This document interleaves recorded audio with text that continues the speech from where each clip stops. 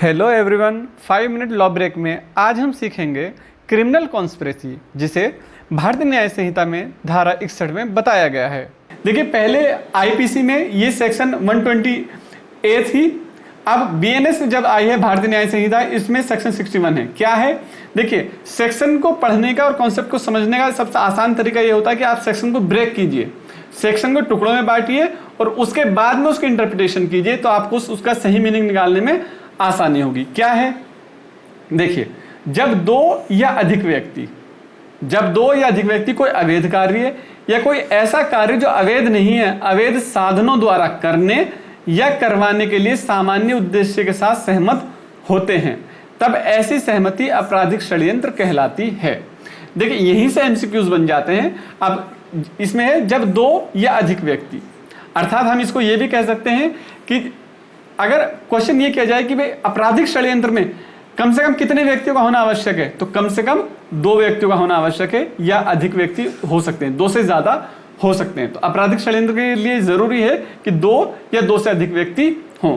कार्य कैसा कर रहे हो? कोई अवैध कार्य कर रहे हो, या कार्य भले ही अवैध ना हो लेकिन अवैध तरीके से कर रहे हो, या अवैध साधनों के द्वारा कर रहे हो, या करवाने के लिए वो सहमत हुए हों, तो ऐसी कंडीशन को कहा जाएगा आपराधिक षड्यंत्र। अब आगे इसमें समझते हैं आगे क्या प्रोविजन है। परंतु किसी अपराध को करने की सहमति के सिवाय कोई सहमति आपराधिक षड्यंत्र तब तक ना होगी जब तक कि सहमति के अलावा कोई कार्य उसके अनुसरण में उस सहमति के एक या अधिक पक्षकारों द्वारा नहीं कर दिया जाता। तो इसको हम ये समझेंगे, सिर्फ प्लानिंग करना अपराध की कैटेगरी में नहीं आएगा। अपराध मतलब क्रिमिनल कॉन्स्पिरेसी में नहीं आएगा। मान लो 5 लोग बैठे, उन्होंने एक प्लान किया कि भाई एक काम करते हैं, उसको हम मार देते हैं या उसकी जमीन पे कब्जा कर लेते हैं। जितने ही 5-6 लोग थे, बैठे, मीटिंग करी, किया कुछ नहीं, किसी ने कुछ नहीं किया। यहाँ पर होगा कि भाई मैं जो है नकली कागज बनवा लूंगा, मैं उसको डरा दूंगा, मैं धमका लूंगा, या मैं जो हूँ उसके सामने लोग ले जाकर बैठा दूंगा। ये प्लानिंग बनी, लेकिन किसी ने कुछ नहीं किया। तो ये जो इन्होंने जो प्लानिंग की, इसमें किसी ने कोई भी एक्ट नहीं किया, तो ये जो है क्रिमिनल कॉन्स्पिरेसी कैटेगरी में नहीं आएगा। लेकिन इनमें से किसी व्यक्ति ने भी कोई उसके अनुसरण में कोई कार्य कर दिया, मतलब उसने जाकर कह दिया कि भाई इस घर को खाली करो, ये इस घर में तो हम रहेंगे, किसी एक व्यक्ति ने भी कोई कार्य कर दिया, तो तब वो क्रिमिनल कॉन्स्पिरेसी की कैटेगरी में आ जाएगा। या उसने कहा कि भाई कुछ हथियारों का इंतजाम करना है, ठीक है, कुछ हथियारों का इंतजाम करना है, किसी ने मैं कर लूंगा। सब लोग बैठे, अभी एक बंदे ने कुछ हथियारों का इंतजाम कर लिया। मान लो वो चाकू खरीद के ले आया, बहुत बड़े बड़े चाकू ले आया कि हम उस पर हमला करेंगे। जैसे ही ये चाकू लेकर आया, अब उसने उसके अनुसरण में कुछ एक्ट तो किया ना, किसी भी व्यक्ति ने कर दिया। जैसे ही कोई एक्ट किया गया, वैसे ही वो मान लिया जाएगा कि क्रिमिनल कॉन्स्पिरेसी के लिए उसके अनुसरण में कोई कार्य कर दिया गया है। कोई कार्य, तो सिर्फ प्लानिंग करना क्रिमिनल कॉन्स्पिरेसी में नहीं आएगा, उसके अनुसरण में कुछ कार्य करना आवश्यक होता है। जैसे ही कोई कार्य करता है, वैसे ही वो क्रिमिनल कॉन्स्पिरेसी यानी आपराधिक षड्यंत्र बन जाता है। एक्सप्लेनेशन इसका है, क्या है कि यह तत्वहीन है कि अवैध कार्य ऐसी सहमति का चरम उद्देश्य था या उस उद्देश्य का अनुषंगिक मार्ग था, कि उनका जो कार्य, उसका उद्देश्य क्या था, ये तत्वहीन है, इससे इस पर कोई प्रभाव नहीं पड़ता है। सिर्फ प्लानिंग की जानी चाहिए और उसका अनुसरण में कोई कार्य किया जाना चाहिए, इतना ही इनफ होगा।